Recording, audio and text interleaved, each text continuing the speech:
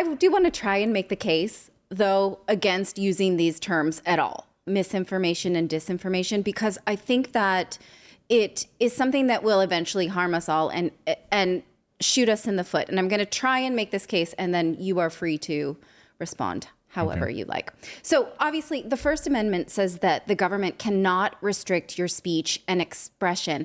But I'm beginning to believe that with this term, misinformation and disinformation, the government is then using the media, big tech, and the woke mob to do it all for them. And that's one reason that I just can't seem to laugh along with all this footage of the president and the press and the White House Correspondents' Dinner over the weekend. Now, former President Trump was so good at deflecting from stories he didn't like by calling them fake news, right? It was the ultimate Trump card, pun intended, to shut down the conversation. I'm not going to give you a question. Can you state categorically? You are fake news. Sir, go ahead. Can you state? Now, the media may have found this really frustrating. It was fun at the time, right? But it seems like they really like this style. And now instead of saying fake news, we have this sort of higher brow term, misinformation and disinformation. But shouldn't we just call it information? Because information, by definition, has the potential to be true or false, or somewhere in between. If you just look at the Merriam-Webster definition, nope, not that one, number two.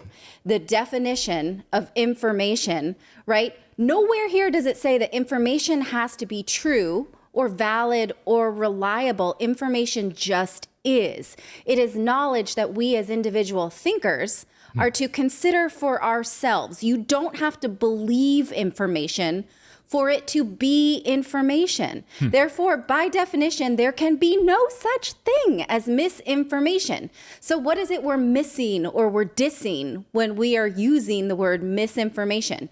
Whose job is it to tell you what information is true and not, and what you should automatically discard? Is it the media, the government, or independent experts? I say it's your job. It's your job to think for yourself and consider the validity of information for yourself. That's why we here at Redacted refuse to use these terms, misinformation and disinformation, because it's giving power to somebody else. We don't have the right to tell you how to think and what to turn away from for our own gain. Nobody should do this. And we are starting to notice a pattern. When we are told something is misinformation, such as the Hunter Biden laptop, it is typically something the government and the media has a vested interest in having us look away from and forget. So I want to just do a quick synopsis of some of the things that the U.S. government has recently told us to be afraid of and labeled these things misinformation. And the media has done the same. And social media has punished these people for sharing what they call misinformation. Okay, so Russian influence on the 2016 election.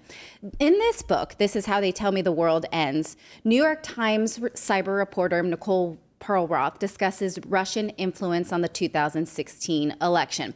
Now, you see here, she reports that Russia didn't actually need to do much because Americans were pretty willing to participate in these cyber campaigns against Hillary Clinton. One department under Putin's orders would take on anyone who was critical of Vladimir Putin. But the other department, see this last sentence? Can you scroll down? Yes, I'll try. Just give us 1 second. The last sentence talks about how on another floor, the IRA, which is this internet research agency funded by the Russian government, their trolls would just wait for their daily assignment, which is a list of America's political crises du jour and anything that the Russians could exploit for division, distrust, and mayhem. Now, this is exploitation of information. It is not disinformation or misinformation. It is information one side likes and another doesn't. So what are you, the consumer of this information, supposed to do with it? Consider the source, consider alternatives, right? Is there truth in exploitation? Who wants me to believe this and who doesn't? We should ask ourselves these things all the time. Any story, right? Even what we're saying to you. Now, consider another thing the government has been worried about regarding misinformation is COVID. During the pandemic, any debate about COVID policy was labeled as misinformation and often users were punished for it online. But consider that the World Health Organization had warnings about COVID from Taiwan as early as 2019, except Western governments do not consider Taiwan as an independent place in order to give anyone updates. So in order to not upset China, see this one, number 4, we pretend Taiwan is part of China because that's what China says is true. So when Taiwan spoke, the World Health Organization pretended not to listen. Was that misinformation? The government pretending that it was to our detriment, right? YouTube punished channels during the pandemic that published anything that would, quote, go against WHO recommendations. This was the official explanation from YouTube CEO Susan Wojcicki. Wojcicki, right? Wojcicki? Well, in 2019, the World Health Organization said that there was no evidence that COVID was transmissible from human to human. So in 2019, if you had said on YouTube that COVID was contagious between humans, you could have been banned on YouTube. We now know that that was wrong information, not misinformation. It was the information China chose to disseminate. The World Health Organization heard differently from Taiwan, but decided not to consider it, but instead repeat Chinese information. Now, YouTube has blocked our channel twice for asking questions about the COVID vaccine, most recently because we discussed information about the Pfizer vaccine published by Pfizer. They called these videos on behalf of us medical misinformation. Again, I want to ask, can medical information be misinformation? Scientific information is evaluated in 2 ways: reliability and validity, right? Reliability means that the information can be replicated in separate studies. It means you keep repeating the study, you get the same result. That's a reliable result. Validity means that the information addresses the question that it sets out to address. So again, we should ask, who wants me to believe this and who wants me not to? Does this information make me less likely to take a vaccine, right? To support lockdowns, less likely to do what the government wants without question? And of course, now the war in Ukraine, there's only one acceptable way to think about this, according to NATO countries and their participating media. And anything outside of that scope is now being labeled misinformation. Google itself said that it would demonetize content creators for publishing anything against the Ukrainian military. Again, who's harmed if people believe this information? The government wants you to support its sale and loan of arms to Ukraine without question. So I think in this case, if we believe that Russia is completely nefarious and a bad actor, we support violence that the average person, I want to think, otherwise would not. We can sort of get so worked up into these political borders that we forget that the human default setting is not really to kill our own species. Now, author Vivek Ramaswamy points out in his book, Woke Inc., that wokenomics have consummated Silicon Valley's coup over our democracy. He says this specifically: censorship becomes rebranded as social responsibility. Companies like Facebook and Google have effectively assumed the role of the state in self and have further expanded that role to regulating and censoring public opinions in ways that no governmental actor can. Their exercise of power over the content of public discourse is without precedent in human history. Now, big tech and the media are doing what the First Amendment prevents the government from doing itself. And so we see these images of the president and the White House press secretary sort of laughing at themselves at the correspondence dinner. And it shows us that they and the media have symbiotic goals, which is limiting the discourse in order to keep their power. Now, recently we played clips from reporters from conferences called like misinformation, whatever. Like this is the conference where the entire theme is to fight against misinformation. So this is telling us that people are showing up to places with the aim of discussing how to control and label information. And I object to that very premise. People are making money discussing this. We learned this from a viewer, and it turns out to be true. The term conspiracy theory was coined by the CIA in the 1960s to discredit anyone who challenged the Warren Commission's report on the Kennedy assassination. It became a way to dismiss anything the government thought was challenging. And you know the joke, right? What is the difference between a conspiracy theory and the truth? Either time or 6 months, however you want to put the punchline on that. Yeah, it's about 6 months on our show. Right. So misinformation is conspiracy theory 2.0, and we should not use these words. We should not promote this business model around it. We should not agree that people need help discerning information because they are otherwise too gullible or stupid. We should believe that humans can tell for themselves what is true or not because, as John Stuart Mill pointed out in the 1850s, there is such a thing as the marketplace of ideas. The marketplace of ideas tells us that different beliefs can and should compete with each other in an open dialogue. Now, the opposite of this is called a theory called the spiral of silence. It's a concept from German political scientist Elizabeth Noel Newman. In the spiral of silence, people keep their opinions to themselves because they are afraid that they are either the only ones who feel that way or they will be ostracized for saying so. And this is very dangerous and not what we should want as a society. So I just wanted to once again make the case that we all should reject anyone telling you that you don't know any better and that they will tell you what to believe and what information is information and what is misinformation.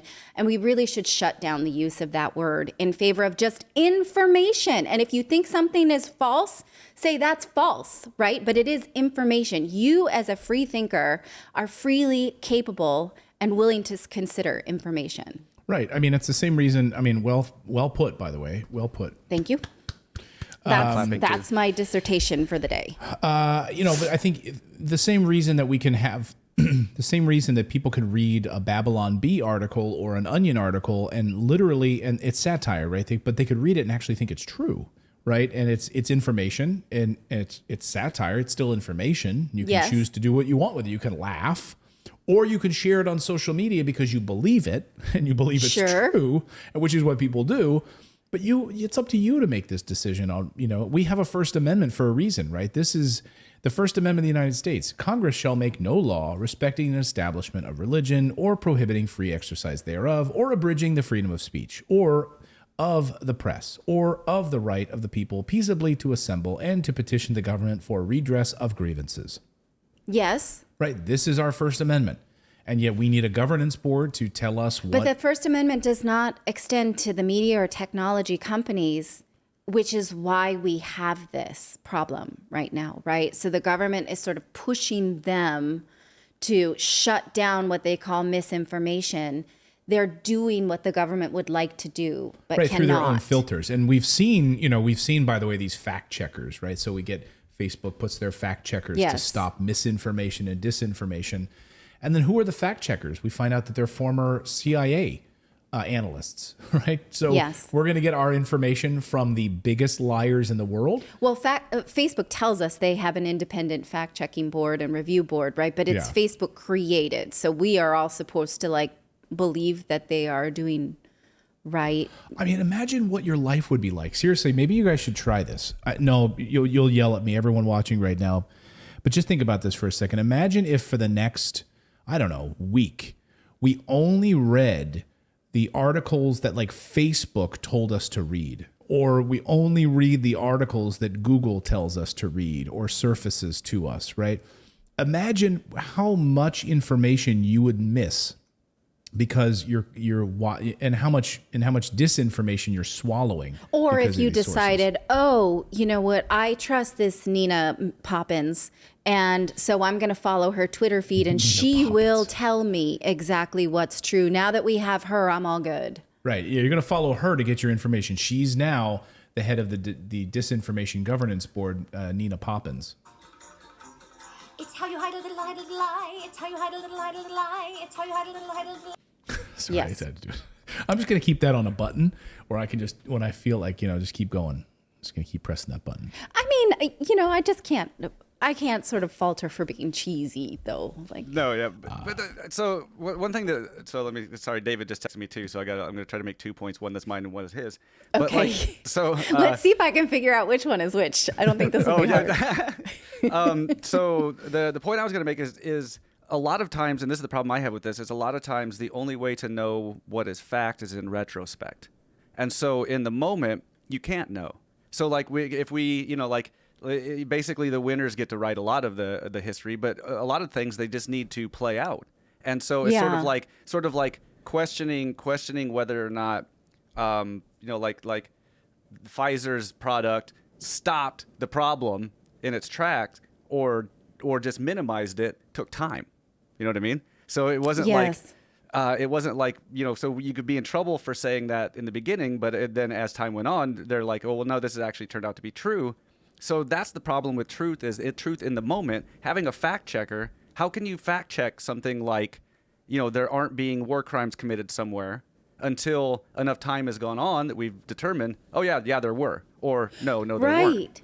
Yeah, Yeah, I mean, Jimmy Dore made this point on his YouTube show recently. So like, you can't really prove a negative, at least not in the moment, right? Right. And so then can we all take a beat, right? And just wait and say, I don't know if that's true or not, but I'm not going to just believe what you tell me to. I'm going to wait that one out a little bit. Thank you, Demetrius. I'll check that out. And then David's question was, who defines press? Why is CNN considered press, but they were considered independent media? Who defines that? Yeah, I mean, that's another great point. Like, why in the press corps, like you have these seats that are available for billionaire-run press corps. And then they tried this bullshit thing this year. The White House is like, we're going to go to local journalists, in local markets. We're going to go to local press in local markets and take questions from them now. That's how we're going to expand our press corps. But the thing is about going to the local markets, all of those local market press corps television stations are run by a conglomerate. So it's not like you're really going to the independent press. It's not like you're calling on a reporter from the gray zone. I would love to be in the room at the White House press corps. Now that I don't work at, corporate media, I used to work at Fox News. But if I was there as an independent journalist, I would not be asking about the Easter Bunny weekend for the president. What's on the president's schedule this weekend? Is he going to... No, I wouldn't care about Marjorie Taylor Greene questions or any of that other stuff. Somebody's got to. All that other stuff that Jim Acosta is concerned with and that the Western media is concerned with. No, I'd be asking about Ukraine. I'd be asking about funneling money to people that are responsible for humanitarian, killing people. Those are the questions that I would ask. Well, they did a, TikTok briefing recently. Oh, okay. To the influencers, and that became a Saturday Night Live cold open. Right. So, Yeah, let's get the TikTok influencers in there. I don't know. Oh, I mean, boy. nobody's asked me, but I am not showing up to anything to do with misinformation in its title, period. I am not going to be part of a conversation talking about how to purposely target information and shut down others. Even if President Obama was hosting it, like he was on the Atlantic host President Obama? Oh, that's who it was. Yes, it was Obama, and it was this the CNN condescending prick that we like to talk about. Yeah, Brian Just the Stelter. one? Yes, Oh. him. the condescending prick. So it Can was you be more those two. specific on the condescending prick? This guy? Yes, him. That both were at conferences called misinformation, right? This should bother you because you should say, no, I decide what I think of information. You don't get to label it, right? We already have labels for that. It's called true or false. Right. It exists. Right. We don't need a new lexicon for these things. No. Thank you so much for subscribing to our channel. We've been banned, we've been blocked, we've been censored. That's why we started our own website to stay connected with you for free. That's right. So head on over to redacted.inc and make sure you're connected with us. You can sign up again at redacted.inc, not .com.